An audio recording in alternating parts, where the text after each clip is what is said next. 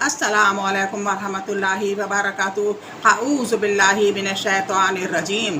बिस्मिल्लाहिर्रहमानिर्रहीम।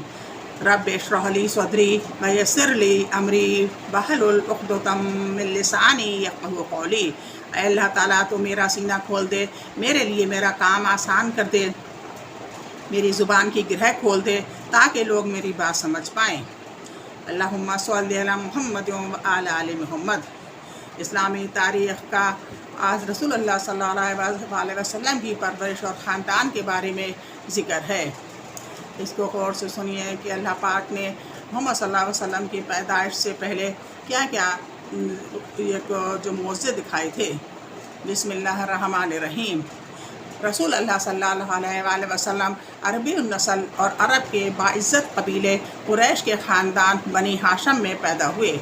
ख़ुद हुज़ूर सल्लल्लाहु अलैहि वसल्लम ने फरमाया, अल्लाह ताला ने इस्माईल की नस्ल में से किनाना को मुमताज़ बनाया और किनाना में से कुरैश को इज़्ज़त अता फ़रमाई और कुरैश में बनी हाशम को इम्तियाज़ बख्शा और बनी हाशम में से मुझे मुंतखब किया। मुस्लिम 5938। आप सल्लल्लाहु अलैहि वसल्लम की वालदा बीबी आमना ख़ानदान बनु ज़हरा की मुअज़्ज़ज़ खातून थी। पैदाइश के वक्त आप सल्लल्लाहु अलैहि वसल्लम को सूबिया ने दूध पिलाया। अरब के शुरफा का दस्तूर था कि बच्चों को परवरिश के लिए देहात की औरतों के हवाले करते थे ताकि वहाँ की साफ़ शफ़ाफ़ हवा की वजह से बच्चे सेहतमंद और तंदुरुस्त रहें। इसी दस्तूर के मुताबिक आप सल्लल्लाहु अलैहि वसल्लम को दादा अब्दुल मुत्तलिब ने हवाज़न के कबीले बनी साद की एक शरीफ खातून हज़रत हलीमा सादिया रज़ी अल्लाह अन्हा के सुपुर्द की। उन्होंने 4 या 5 साल तक आप सल्लल्लाहु अलैहि वसल्लम की परवरिश फरमाई। साल में वो 2 मरतबा आप सल्लल्लाहु अलैहि वसल्लम को मक्का लाकर वालदा आमना और दादा अब्दुल मुत्तलिब को दिखाया जाती थी। हज़रत हलीमा सादिया रज़ी अल्लाह अन्हा के घर में बरकतें। अरब में सख्त कहत पड़ा हुआ था। कबीला बनु साद की औरतें बच्चों की परवरिश के लिए मक्का मुकर्रमा आई हुई थीं।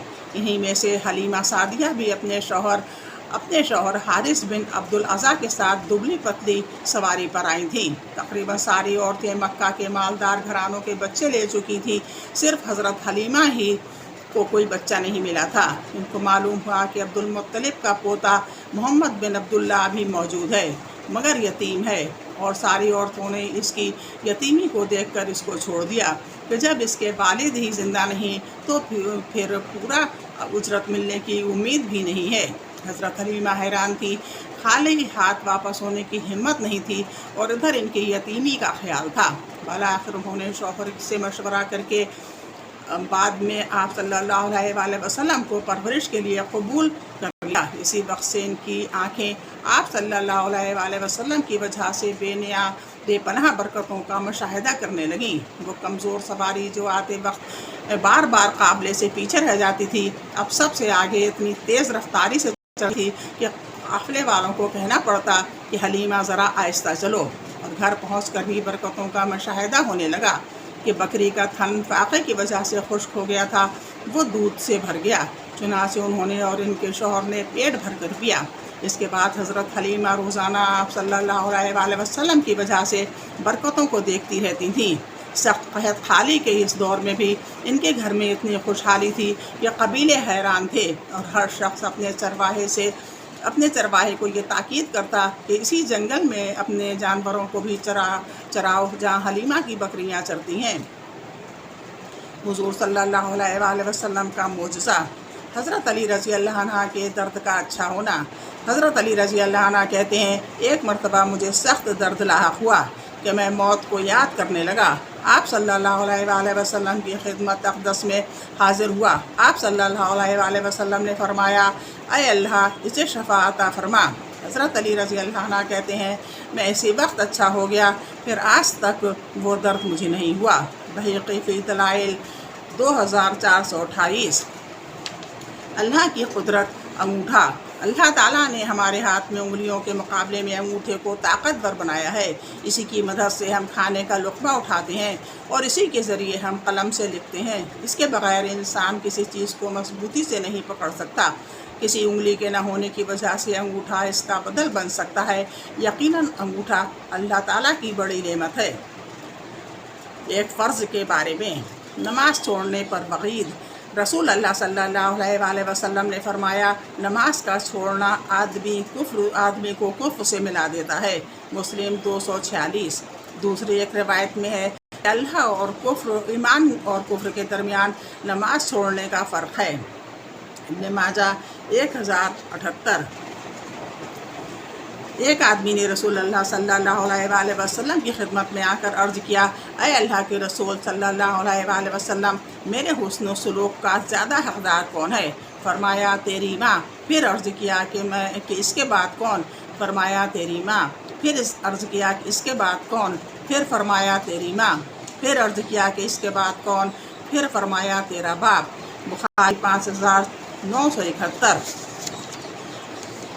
ایک سنت کے بارے میں، جو شخص یہ چاہے کہ اس کی قبر میں نور پیدا ہو تو یہ دعا پڑھا کرے، اللہم اجعل نورا فی قبری۔ ایک بار اور سن لیجئے، جو شخص یہ چاہے کہ اس کی قبر میں نور ہو تو یہ دعا پڑھا کرے، اللہم اجعل نورا فی قبری۔ ترجمہ، اے اللہ میری قبر میں نور پیدا کر۔ ترندی 3419۔ حضرت انس رضی اللہ عنہ فرماتے ہیں کہ رسول اللہ صلی اللہ علیہ وآلہ وسلم نے نہ کبھی میز پر اور نہ تشتریوں میں کھانا کھایا۔ پوچھا گیا پھر کس پر کھاتے تھے؟ فرمایا دسترخوان پر۔ ایک اہم عمل کی فضیلت، قرآن کریم کو دیکھ کر پڑھنا۔ رسول اللہ صلی اللہ علیہ وآلہ وسلم نے فرمایا، جو شخص قرآن کو دیکھ کر پڑھنے کا عادی ہوتا ہے، اللہ تعالیٰ اس کو اس کی آنکھوں سے فائدہ اٹھانے کا موقع دیتا ہے جب تک وہ دنیا میں رہتے ہیں، یعنی ان کی آنکھوں کی بینائی موت تک باقی رہتی ہے۔ فضائل القرآن 1 سے 18 تک۔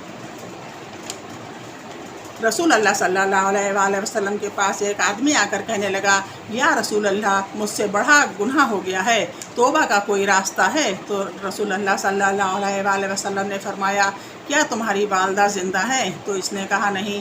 رسول اللہ صلی اللہ علیہ وسلم نے فرمایا، کیا تمہاری کوئی خالہ ہے؟ اس نے کہا ہاں۔ تو رسول اللہ صلی اللہ علیہ وآلہ وسلم نے فرمایا، ان کی اطاعت و خدمت کرو۔ ترمذی 1904۔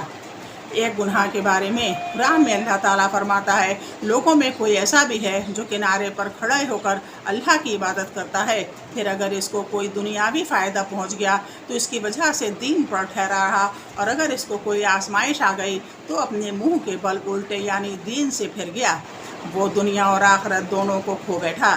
یہ دونوں جہاں کا کھلا ہوا نقصان ہے۔ سورہ حج 11۔ رسول اللہ صلی اللہ علیہ وآلہ وسلم نے فرمایا، جس نے مسجد میں اذان سنی پھر وہ کسی ضرورت کے بغیر مسجد سے چلا گیا اور اس کا واپس آنے کا ارادہ بھی نہیں ہے تو وہ منافق ہے۔ ابن ماجہ 734۔ خلاصہ اذان کی آواز سن کر بلا شرعی ضرورت کے ایک سچے پکے مسلمان کی شان نہیں ہے کہ وہ مسجد سے باہر چلا جائے، ایسا کرنا منافق کا عمل ہے۔ دنیا کے بارے میں، دو خواہش مند شخص۔ رسول اللہ صلی اللہ علیہ وآلہ وسلم نے فرمایا، دو حریص ایسے ہیں جن کا دل کبھی نہیں بھرتا، ایک علم کا حریص جس کا دل کبھی نہیں بھرتا ہے، اور دوسرا دنیا کا حریص اس کا بھی دل کبھی نہیں بھرتا۔ مستدرک 312۔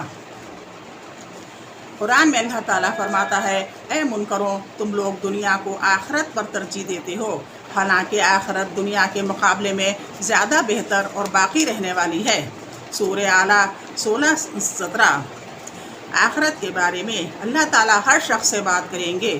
رسول اللہ صلی اللہ علیہ وآلہ وسلم نے فرمایا، تم میں سے کوئی شخص بھی ایسا نہ ہوگا جس سے اللہ تعالیٰ اس طرح بات نہ کریں کہ اس کے اور اللہ تعالیٰ کے درمیان میں نہ کوئی پردہ ہوگا اور نہ کوئی واسطہ ہوگا۔ اپنے دائیں طرف دیکھے گا تو وہ اعمال ہوں گے جو دنیا میں کیے ہوں گے، یعنی نیک اعمال۔ بائیں طرف دیکھے گا تو وہ اعمال ہوں گے جو دنیا میں کیے تھے، یعنی برے اعمال۔ وہ جہنم کی آگ اپنے سامنے موجود پائے گا۔ بخاری 7512، 1413۔ قرآن میں اللہ تعالیٰ فرماتا ہے، کیا یہ لوگ اس بات کا یقین نہیں رکھتے کہ یہ ایک بڑے سخت دن میں زندہ کر کے اٹھائے جائیں گے، جس دن سارے انسان رب العالمین کے سامنے کھڑے ہوں گے۔ سورہ تطفیف 4 تا 16۔